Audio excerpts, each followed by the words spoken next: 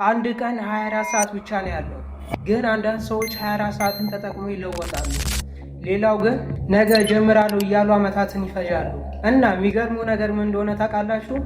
ጊዜ ሲሄድ ድምፅ አያሰማም፣ አይጮህም፣ አያስጠነቅቅም። በዝምታ ነው የሚያልፈው። ኋላየህ ማለት ነው። ዛሬ ስለ ታይም ማናጅመንት ብቻ አይደለም አወራው፣ ስለ ህይወት፣ ስለ ራስ፣ ስለ አንተ ማለት ነው። ብዙ ወጣቶች እንዲያስባሉ ጊዜ የለኝም፣ እድሉ አይሆንልኝም፣ አካባቢ አይደግፍም። ግን እውነቱ ምንድን ነው? አብዛኛው ጊዜ ችግሩ ጊዜ ማጣ ሳይሆን ጊዜ ማጣራት ነው። ለምሳሌ የሆነ ስራ እየሰራችሁ በመሃል ኖቲፊኬሽን ነገር ይገባል ስልካችሁ ላይ። ከዛ ስልካችሁ ተነሱና ለ5 ደቂቃ ትሉና ትቆያላችሁ። ከዛን ቲክቶክ ትገቡና ስክሮል ማድረግ ትጀምራላችሁ።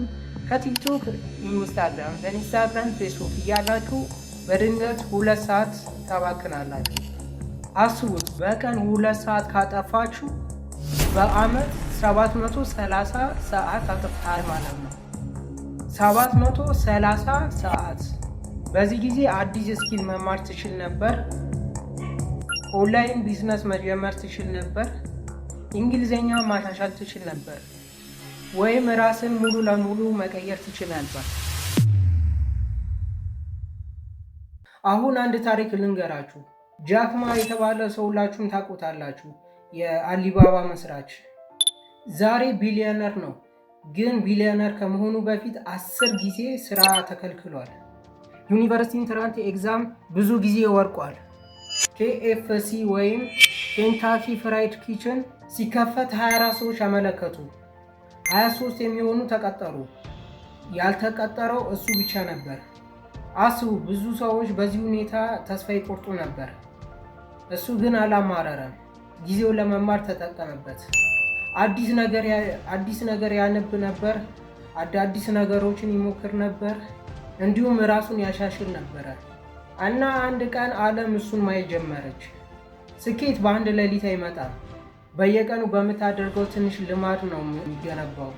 እና ይህም በተለይ ለኢትዮጵያ ወጣቶች ስናገር፣ አዎ ሁኔታው ቀላል አይደለም። ኢኮኖሚው፣ ስራው፣ ጫናው ሁሉም አለ።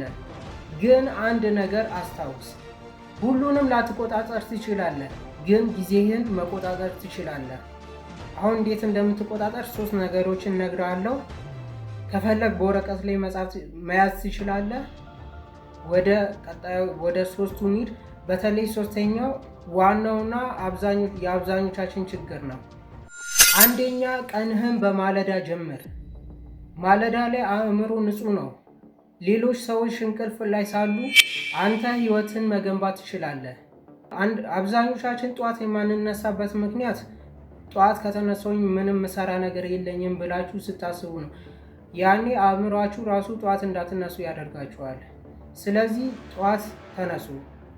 የምትሰሩ ነገር ባይኖርም የወደፊት ዓላማችሁን ጻፉ። ጠዋት ተነስታችሁም ስፖርት መስራት ትችላላችሁ። የምትሰሩ ነገር ከሌለ መሮጥም ትችላላችሁ። ዋናው ጠዋት መነሳታችሁ ነው። 2ኛ፣ ፕራዮሪቲ አድርግ። ቢዚ መሆንና ፕሮዳክቲቭ መሆን አንድ አይደለም።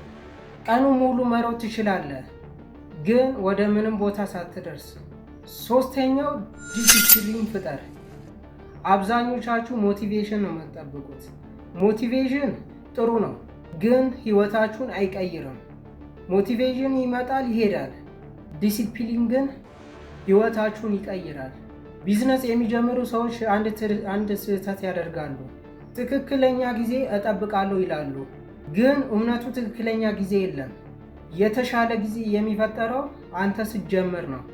ምናልባት ዛሬ የሚያስፈልግ ነገር ብዙ ገንዘብ አይደለም፣ ወይም ልዩ እድል አይደለም። ምናልባት 30 ደቂቃ ብቻ ሊሆን ይችላል። 30 ደቂቃ በየቀኑ ለራስህ፣ ለህልም፣ ለወደፊት ማለት ነው። እና አሁን ከእናንተ አንድ ነገር ልጠብቅ። በህይወታችሁ ብዙ ጊዜ የሚወስድባችሁ ግን ምንም ጥቅም የማይሰጣችሁ ልማድ ምንድን ነው? ምናልባት የእናንተ ቃል ሌሎቹ እንዲነቁ ሊያደርግ ስለሚችል ኮሜንት ላይ አሳውቁ። አስታውሱ፣ ጊዜ እየሄደ ነው። ጥያቄው አንተ ከጊዜ ጋር እየተጓዝክ ነው ወይስ ጊዜው እየጎተተ ነው? የዛሬ ቪዲዮአችን ይህን ይመስል ነበረ። ቪዲዮ ከተመቻችሁ እንዳይረሳ እና እንደዚህ አይነት ቪዲዮ ሲለቀቅ እንዲደርሷችሁ ሰብስክራይብ አድርጉ። አትቁሙ፣ ተጓዙ። ነገን ሳይሆን ዛሬን ያዙ። ቻው